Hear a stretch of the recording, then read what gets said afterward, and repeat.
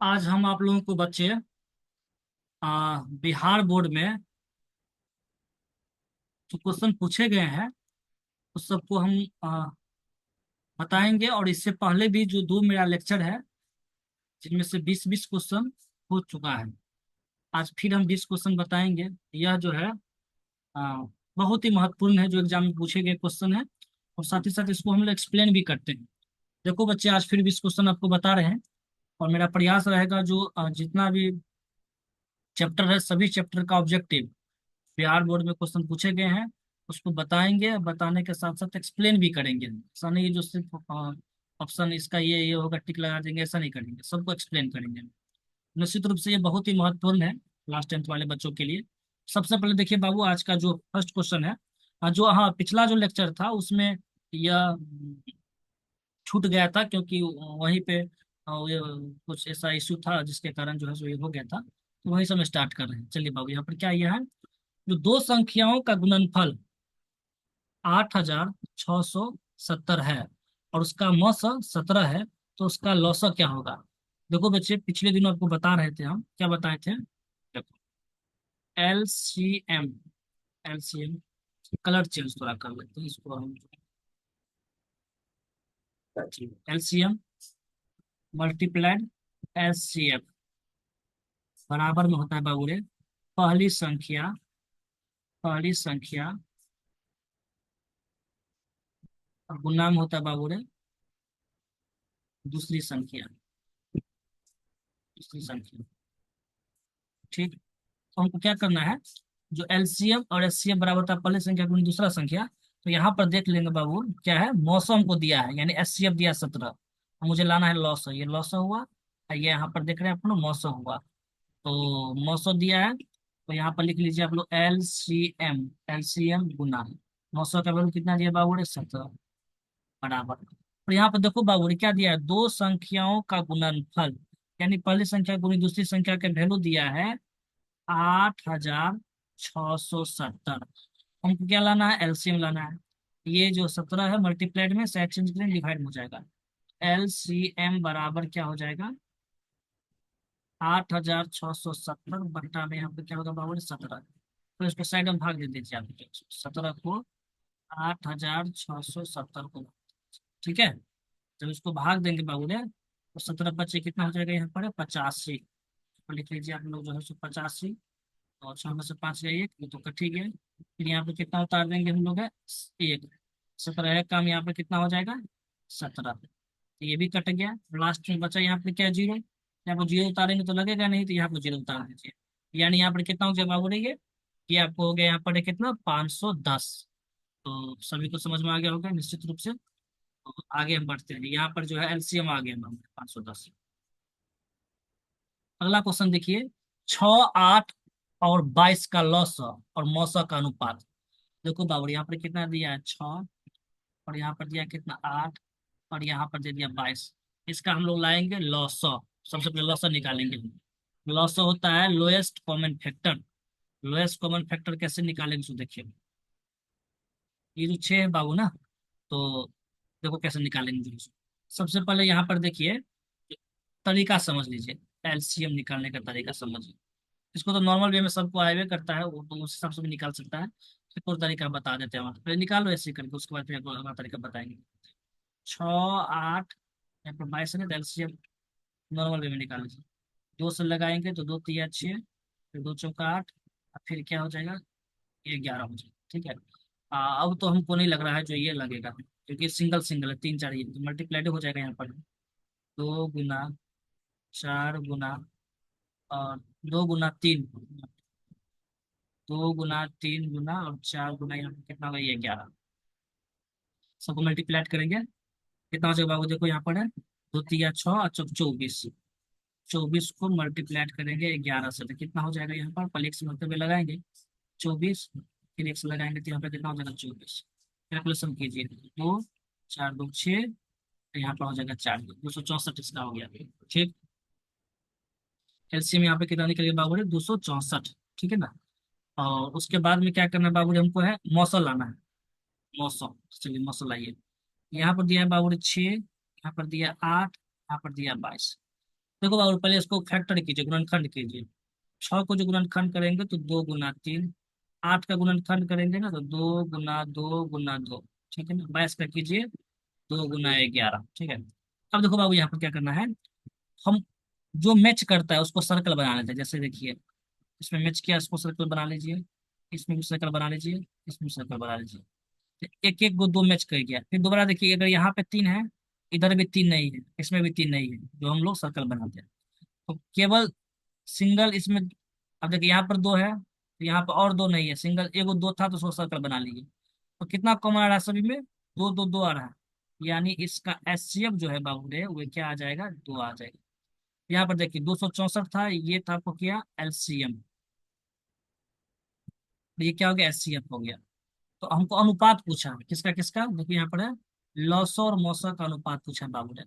तो देखिए यहाँ पर अनुपात जो पूछा यहाँ पर है, ये एलसीएम था, एलसीएम था यहाँ पर, एलसीएम एलसीएम था।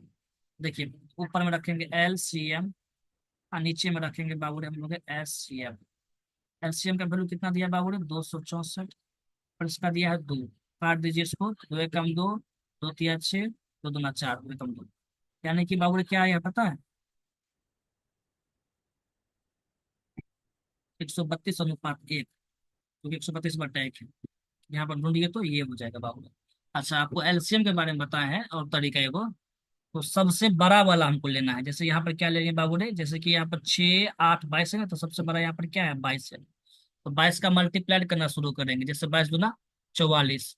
44 देखिए क्या 6 और 8 से करता है, नहीं। फिर 22 को 3 से, फिर 22 को 4 से, फिर 22 को 5। ऐसे हम लोग 22 से मल्टीप्लाई करते जाएंगे, तब तक करते जाएंगे जब तक कि ये 6 और 8 ये कट ना जाए। ठीक है ना। तो ये इस तरह से है, ऐसा होते रहता है। और नहीं तो फिर आप क्या कीजिए, इसको सीधे एलसीएम निकाल लीजिए शॉर्टकट में, जो हम लोग जो बचपन में सीखे उसके मेथड से निकाल लीजिए। तो निश्चित रूप से सभी को स्पष्ट होगा। आगे बढ़ते हैं। अगला क्वेश्चन बाबू रे क्या है, तीसरा नंबर है, दो लगातार संख्याओं का मौसा। दो लगातार, जैसे कि दो लगातार कोई भी संख्या ले लीजिए, जैसे यहाँ पे ले लीजिए ना 2 और 3 ले लीजिए, कुछ भी दो लगातार संख्या ले लीजिए, उसका मौसा लाना है। जैसे 2 और 3 ले लीजिए तो इसका एक का फैक्टर करेंगे तो 1 × 2, 3 का करेंगे तो 1 × 3, तो इसमें घेरा लगा लीजिए, बनने में आ रहा है। ये तो बहुत सिंपल था। इसका ऐसे कितना हो गया हुआ, दो लगातार संख्याओं का। फिर आगे चलते हैं बाबू रे, यहाँ पर देखिए 5005 के कितने अभाज्य गुणनखंड हैं? तो चलिए यहाँ पर लिख लीजिए 5005 है ना। तो पहले 5 से लगेगा, ये 5 से लगेगा तो यहाँ पर ये 0 0 फिर होगा, सॉरी 1 हो जाएगा।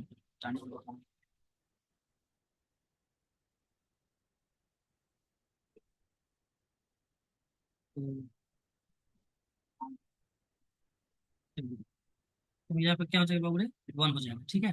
अब कितना मरतबे लगेगा, और ये लगाइए इसको, 11 से लगा दीजिए इसको।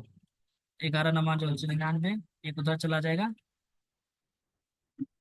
99, फिर उधर चला जाएगा 11 क्रम 11। अब कितना से लगेगा बाबू रे, 13 से कर लगेगा ये ना।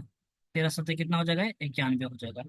अब कुल मिलाकर के इसके कितने अभाज्य गुणनखंड हुए देखिए तो, 5 भी अभाज्य गुणनखंड है, 11 भी अभाज्य गुणनखंड है, 13 भी 7 भी, टोटल 4 हो गया। ऑप्शन में 4 है क्या है। अच्छा यहाँ पर जो 41 दिया है ना बी नंबर में, ये 41 नहीं होगा ये बी नंबर में एक्चुअली ऑप्शन मिस्टेक हो गया, 4 ही होता है इसका, ऑप्शन 4 ही होगा। ठीक है ना, इसका ये हो जाएगा बी हो जाएगा, 41 नहीं है। इसको कट कर दीजिए। अब देखिए बोले 5 11 17 और 7, 5 11 13 17 सभी का सभी जो है सो ये अभाज्य संख्या, इस बात को याद रखिएगा। तो यहाँ पर पूछा गया जो 5005 के कितने अभाज्य गुणनखंड होंगे, तो यहाँ पर तो 4 है तो यहाँ पर 4 दे दीजिए। ठीक है। निश्चित रूप से यह बात सभी को समझ में आ गया होगा, इसमें कोई डर नहीं है, आप लोगों को ये बात जो है सो समझ में आ गया होगा। अब हम आगे क्वेश्चन की तरफ चलते हैं बाबू। ठीक है। आगे क्वेश्चन चलेंगे, क्या है बाबू यहाँ पर है, पी तथा क्यू दो अभाज्य संख्याएं हैं तो मौसल। तो कोई भी दो अभाज्य संख्या ले लीजिए, कोई भी ले लीजिए। जैसे यहाँ पर ले लेते हैं हम लोग, क्या कुछ भी ले लीजिए ना, कोई भी अभाज्य संख्या। जैसे कि यहाँ पे ले लीजिए 2, यहाँ पर क्या ले लीजिए 3, ये अभाज्य संख्या। और भी 2 3 होता है, फिर क्या हो जाएगा 5 हो जाएगा, 7 हो जाएगा, फिर 9 नहीं होगा, 11 होगा है ना, फिर क्या होगा बाबू 13 होगा, डॉट डॉट करके। तो आप सिंपल सी बात है, मौसा निकाल लीजिए। जैसे कि आप 2 ही और 3 का ले लीजिए, तो इसका मौसा निकालेंगे। 2 का फैक्टर निकालेंगे तो 1 × 2, 3 का होगा 1 × 3। यहाँ पर जो देखते हैं ये वाला जो 1 1 है, जो सर्कल जो लगा है, जब ये जस्ट आपको पीछे सिखाए थे, इसका हो जाएगा बाबू 1 है ना। तो इसका ऑप्शन नंबर जो है सो 1 है, लगा लीजिए, आपको हो जाएगा डी। ठीक है, तो ये भी आपको स्पष्ट हो गया होगा। चलिए हम लोग आगे बढ़ते हैं। हम आगे बढ़ते हैं। आगे क्या है, दो संख्या ए और 18 का लॉस 36 और मौसत 2 है। तो एक हमारे ज्ञात करें, देखिए दो संख्या हो, तो अभी आपको कुछ देर पहले बताए थे, क्या बताए थे, LCM गुना में होता है HCF, बराबर होता है पहली संख्या है ना, फर्स्ट टर्म गुने सेकेंड टर्म है ना, पहली संख्या गुने दूसरी संख्या, पहली संख्या का गुना होता है बाबू, यहाँ पर क्या होता है, दूसरी संख्या होता है। ठीक है ना। देखो बाबू, एलसीएम, एलसीएम का वैल्यू क्या दिया है, वहां पर कितना दिया है, ये लॉस है, ये 36 दिया है, आराम से 36 पुट कर दीजिए। फिर बाबू क्या दिया, एससीएफ, तो एससीएफ कितना दिया बाबू, यानी 900 हो गया, ये तो यहाँ पर दो दिया, तो दो रख दीजिए। ठीक, आगे चलिए। पहली संख्या, दो संख्या में पहली संख्या यहाँ पर ए है, दूसरी संख्या 18 है, पहली संख्या की जगह पर रख दीजिए ए। दूसरी संख्या कितना है बाबू, 18, ए का मान निकालना है। देखिए बाबू ये 18 गुना में तो भाग में चला जाएगा, जब भाग में चला जाएगा तो 36 गुने 2 बट्टा में यहाँ पर रख लीजिए 18, इधर बचा क्या बाबू ए, कट जाएगा, 18 कम 18, 18 दूना 36, और दो दो से गुना हो जाएगा, कितना हो जाएगा 4, बराबर ए। चाहे आप लिख सकते हैं ए बराबर 4, तो ये आपका ऑप्शन नंबर यहाँ पे क्या हो जाएगा, सी। चलिए हम आगे चलते हैं। आगे हम चलेंगे क्वेश्चन नंबर किस पे चलेंगे बाबू रे, आगे चलेंगे क्वेश्चन नंबर अब जो है 7 है ये। ठीक है, क्वेश्चन नंबर 7 में क्या है, देखिए 5, 15 और 20 का लॉस और मौसा का अनुपात, बहुत ही सिंपल है। यहाँ पे कितना दे दिया, 5, हाँ 15, और यहाँ पे कितना दे दिया 20, इसका निकालना एलसीएम। देखो बाबू अभी जो पिछले जो क्वेश्चन नंबर जो पिछला था, इसी तरह से क्वेश्चन था, तो इसमें आपको बता देते कैसे निकालें एलसीएम। इसमें सबसे बड़ी संख्या क्या है बाबू है, 20 है, तो हम लोग क्या करेंगे पता है, इस 20 को हम लोग मल्टीपल करना शुरू कर दीजिए, जैसे 20 दूना 40, तो 40 देखिए तो 5 से 40 को काट सकते हैं, लेकिन 15 से नहीं कट रहा है पूरा पूरा। तो क्या करेंगे, 20 गुना 40, तो 20 दिया 60, ऐसे मल्टीप्लाई करते जाएंगे, तो 60, हाँ 60, देखिए तो 60 क्या है, तो 5 से 60 भी कटेगा, 15 भी कटेगा, 20 भी कटेगा, यानी इसका एलसीएम कितना निकल के बाबू 60। बहुत ही जबरदस्त कंसेप्ट है, अपने को समझ में आ गया। अब मुझे लाना है एचसीएफ, तो क्या करेंगे, 5, 15 और 20 का सबका फैक्टर कीजिए, तो 5 का गुणनखंड हो जाएगा 1 गुना 5, 15 का हो जाएगा कितना, 3 गुना में 5, अब 20 का कितना हो जाएगा बाबू ने, 4 गुना में 5। ठीक है, अब घेरा लगाइए, यहाँ पर 5, फिर 5, फिर 5, ये 5 5 5 यहाँ पर मैच किया है। जब ये 5 5 मैच किया है, सिंगल ही मैच कर रहा है, तो इसको घेरा लगा ली, और तो कुछ ऐसा नहीं घेरा लगाएंगे, इसीलिए इस हिसाब से यहाँ पर जो है बाबू ने, इसका जो एचसीएफ जो हो जाएगा बाबू रे 5 हो जाएगा। वो अनुपात निकाल लीजिए, अनुपात क्या लाना है, लॉसो और मौसो का, पहले लॉसो है तब मौसा है, तो ये 60 है ना, यहाँ पे ले लीजिए 60, और मौसा कितना है बाबू रे 5 है, तो काटिए, कितना मरतबे कटेगा, 12 मरतबे कटेगा, ये 12 5 60, पीछे में गया 1, यानी कि 12:1। निश्चित रूप से सभी को ये स्पष्ट होगा, ये ऑप्शन नंबर यहाँ पर डी था। अब हम लोग कहाँ पर चलेंगे बाबू रे, क्वेश्चन नंबर 8 पर। आप लोग क्वेश्चन पढ़िए, यहाँ पर क्या है, क्वेश्चन है क्वेश्चन नंबर 8।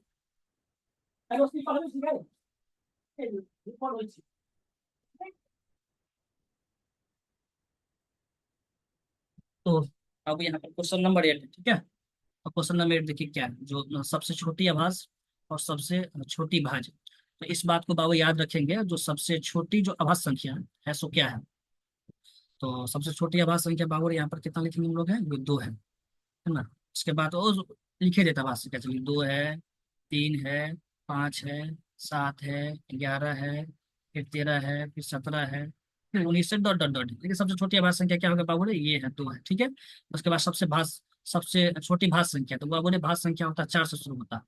भाज्य संख्या थोड़ा समझ लीजिए भगवान क्या होता है, सो भाज्य संख्या वैसी संख्या होती है जो दो से अधिक संख्याओं से वह पूरा का पूरा विभाजित हो, यानी कि जिसका हम लोग गुणनखंड करेंगे ना, तो उसका गुणनखंड 3 हो। जैसे यहाँ पर देखिए 4, देखिए 4 को हम लोग कैसे लिखेंगे पता, 4 कैसे लिखेंगे, 2 गुना 2, एक तो हम लोग लिखबे करते हैं, देखिए इसका फैक्टर कितना हो गया, 1 2 3, जिसका जो है सो 3 से 3 या 3 से कम अधिक होना चाहिए, उसका गुणनखंड हम लोग करेंगे तो। लेकिन यहाँ पर जो आभास संख्या देखिए, जैसे 2 3 5 7 11, किसी का भी लीजिए बाबू रे, इसका केवल और केवल 2 ही होगा। जैसे 2 को क्या लिख सकते हैं, 1 गुना 2, 3 को क्या लिखेंगे, 1 गुना 3, फिर उसके बाद 5 को क्या लिखेंगे, 1 गुना में 5, यानी कि इसका जो गुणनखंड करते हैं, इसका जो फैक्टर करते हैं, तो केवल 2 ही आता है।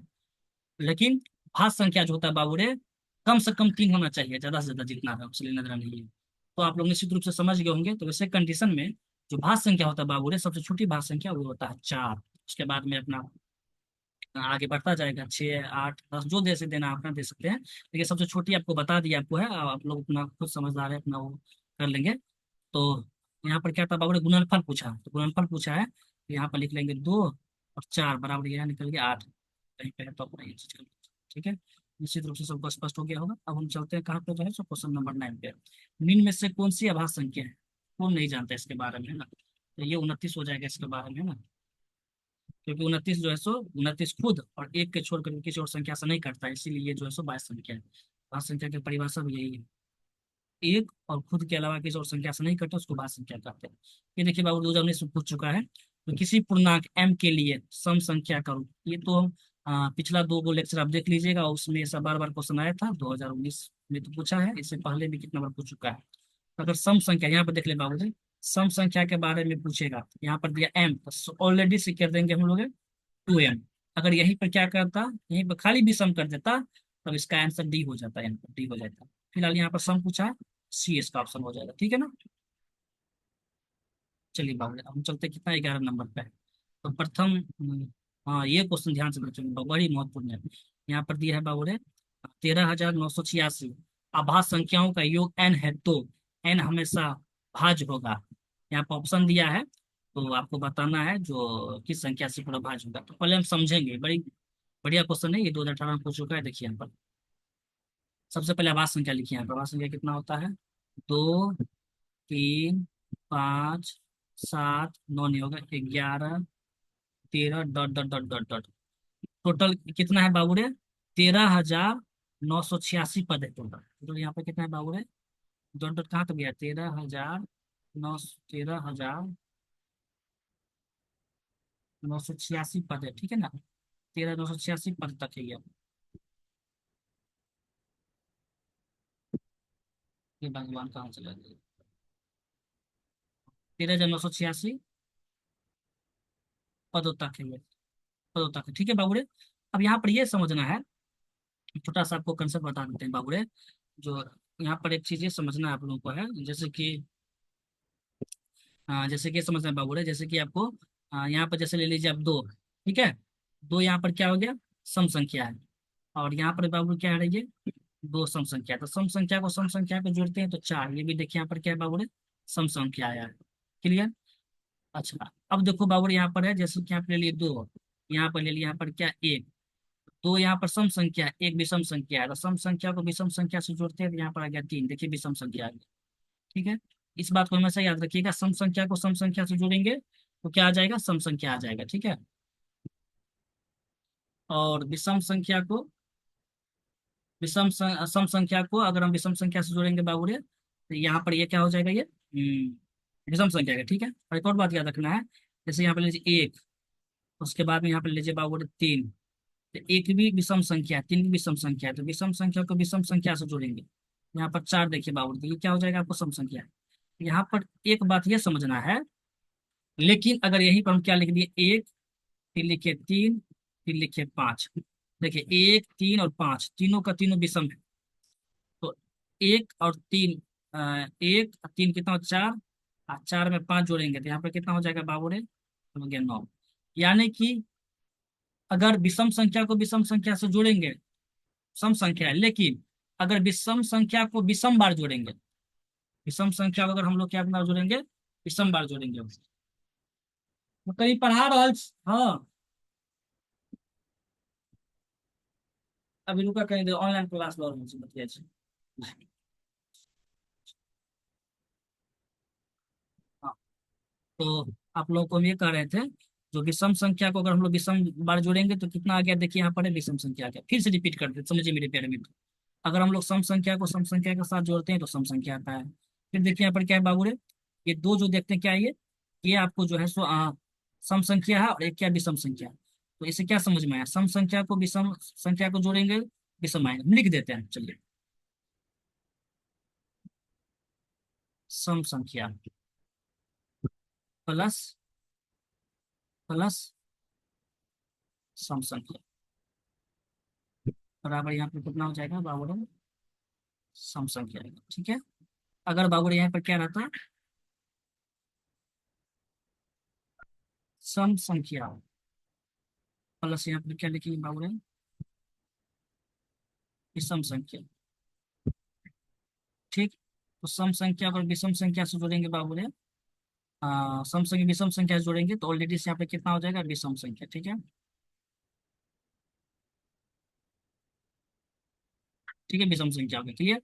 अब क्या समझना है बाबू रे, अगर हम लोग विषम संख्या को विषम संख्या से जोड़ेंगे तो ये देखिए यहाँ पर जैसे विषम विषम संख्या तो सम संख्या है, लेकिन विषम बार जोड़ेंगे तो क्या आ जाएगा बाबू रे, यहाँ पर क्या आ जाएगा जल्दी बताइए, विषम संख्या आएगा। यहाँ पर क्वेश्चन देखिए, तो यहाँ पर क्वेश्चन देखिए बाबू रे, यहाँ पर क्या है, जो यहाँ पर आभास संख्या जो है सो कितनी पदों तक है ये, तो ये है 13,986 पदों तक है, जिसमें से हम दो को छाड़ देते हैं। पहले ध्यान दीजिए, यहाँ पर ये क्या लगा दिए वाला, तो जब ये हम लोग दो को छाड़ देंगे तो कितना पद हो जाएगा, 13,986 पद है, जिसमें से दो को अलग कर दिए, 13,985 पद हुआ।